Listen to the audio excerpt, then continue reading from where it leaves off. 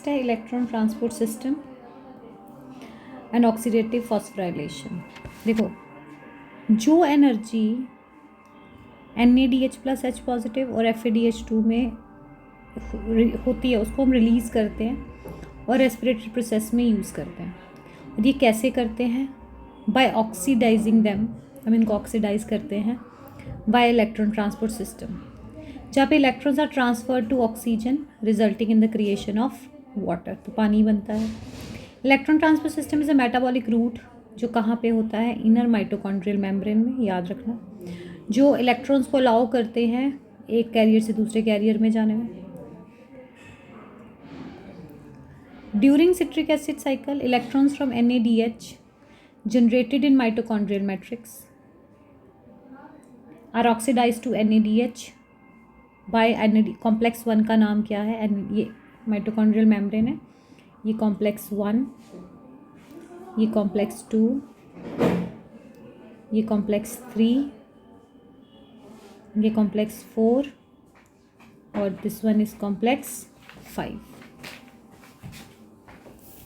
So complex 1, complex 3, complex 2, complex 4 and complex 5. So complex 1, this is inner mitochondrial membrane.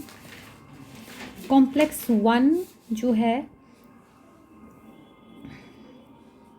उसका क्या नाम है?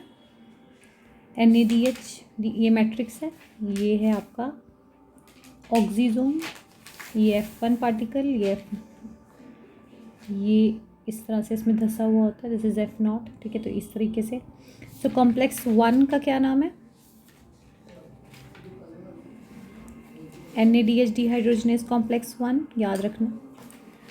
And electrons are then transported to ubiquinone. Ubiquinone is the first electron acceptor.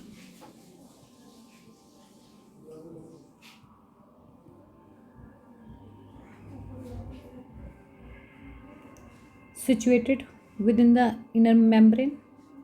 Ubiquinone also acquires reducing equivalents, reducing मतलब hydrogen ion, from the citric acid cycle via FADH2 which is complex 2.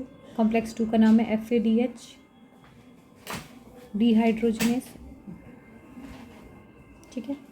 The reduced ubiquinone जो कि अभी ubiquinol हो गया is next oxidized by the cytochrome BC1 complex which transfers electrons to cytochrome C, that is complex 3. Cytochrome C is a tiny protein linked to the inner membrane's outer surface. एक mobile career है,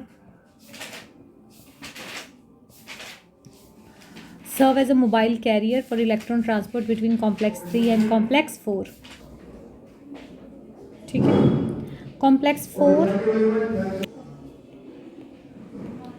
complex 4 is a cytochrome C oxidase complex. इसमें 2 copper centres हैं, ये आपको नाम याद रखने, as well as a cytochrome A and cytochrome A3 complex 4 में है। As electrons migrate from one carrier to another in electron transport chain via complex 1 to 4, they could be coupled. Complex 5, ATP synthase for the synthesis of ATP from ADP. Now, when one molecule of NADH is oxidized, 3 molecule of ATPs are produced, ठीक है। Approximately 2.5 होता है, तो हम उसको 3 ATP लेके चलते हैं। when one molecule of FADH oxidize होता है तो 2 ATP, अप्रॉक्सीमेटली 1.5 होता है।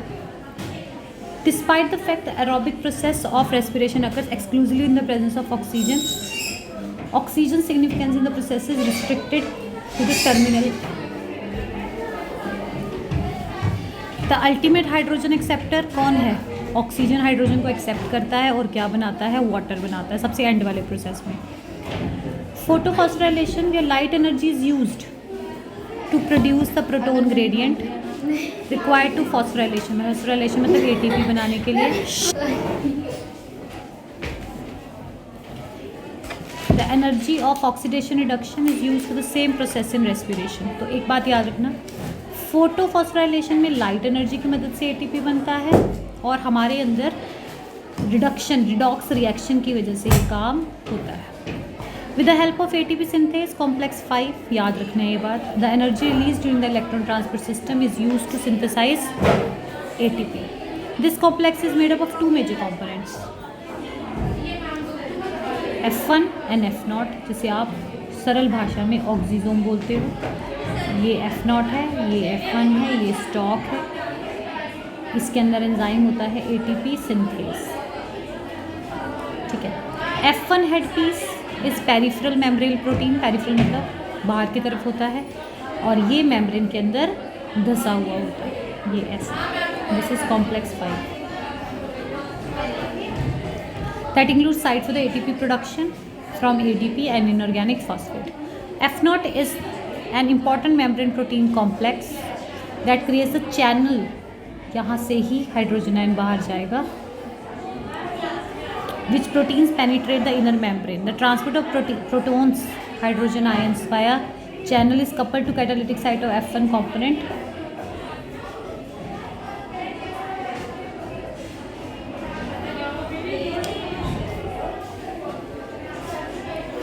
ठीक है, the transport of protons via channel is coupled to catalytic site of F1 component for the synthesis of ATP. For each ATP 4 hydrogen ions flows via F0. याद रखना 1 ATP के पीछे 4 हाइड्रोजन आयन, ठीक है, याद रखना है। सो यह है इलेक्ट्रॉन ट्रांसपोर्ट सिस्टम। देन आती है respiratory balance sheet. Net gain of ATP for each glucose molecule oxidise can be calculated. These calculations are only possible अगर हम सर्टन अजम्पशंस को ध्यान में रखें। There is a sequential orderly pathway in operation, जिसमें एक सबस्ट्रेट नेक्स्ट सबस्ट्रेट को बनाता है, जैसे ग्लाइकोलाइसिस, फिर TCA साइकिल, फिर ETS, एक एक करके चलता है। NADH produce during glycolysis is transported to mitochondria. यहाँ पे 2 NADH बने थे, हम ट्रांसपोर्ट करते हैं माइटोकॉन्ड्रिया में, और इसके लिए कौन सा सिस्टम लगता है? Shuttle system. ये शटल सिस्टम 2 ATPs को यूज़ करता है, ठीक है। And undergoes oxidative phosphorylation. Oxidative phosphorylation क्या कि आपका ये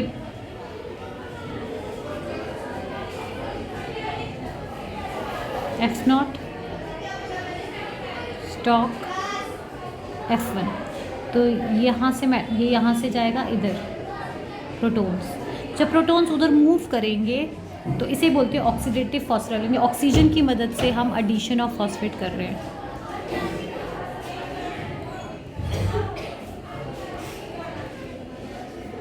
और क्या बना रहे हैं? ATP बना रहे हैं।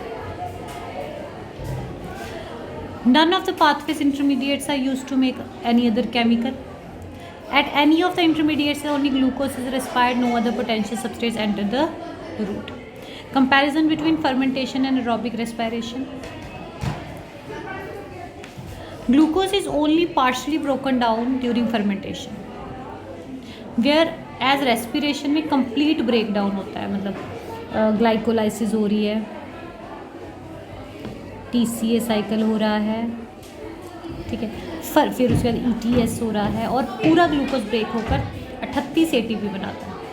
38 में से 2 शटल सिस्टम में यूज हो जाते हैं, तो हमारे पास गेन आता है 36 ATP का। नेट गेन वैसे 38 का होता है। फर्मेंटेशन ओनली 2, यहाँ पे सिर्फ 2 मॉलिक्यूल बनते हैं every pyruvic, whereas aerobic respiration में 38 ATPs बनते हैं।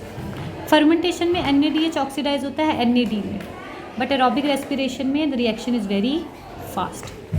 नेक्स्ट आता है एम्फीबॉलिक पाथवे। एम्फीबॉलिक पाथवे इसलिए बोला जाता है कि कहते हैं यहाँ पर जो रेस्पिरेशन है वो कैटाबॉलिक भी है और एनाबॉलिक भी है, मतलब ब्रेकडाउन में भी हेल्प करती है और चीज़ों को बनाने में भी हेल्प करती है। Respiratory pathway is the most catabolic process that provide energy to the biological system. The respiratory route generates a variety of intermediates. Many of them are used as starting material for both primary and secondary metabolites. Primary secondary metabolites क्या होते हैं? Primary metabolite हो गया glucose, amino acids, ये सारे primary metabolites हैं। Respiratory quotient is very important. Respiratory quotient क्या होता है? Respiratory quotient और respiratory ratio refers to the ratio between the volume of carbon dioxide evolve and the volume of oxygen consume. आपको ये जितने भी हैं ये सारे याद करने हैं, ये 2 मार्क्स का क्वेश्चन बन सकता है, ठीक है।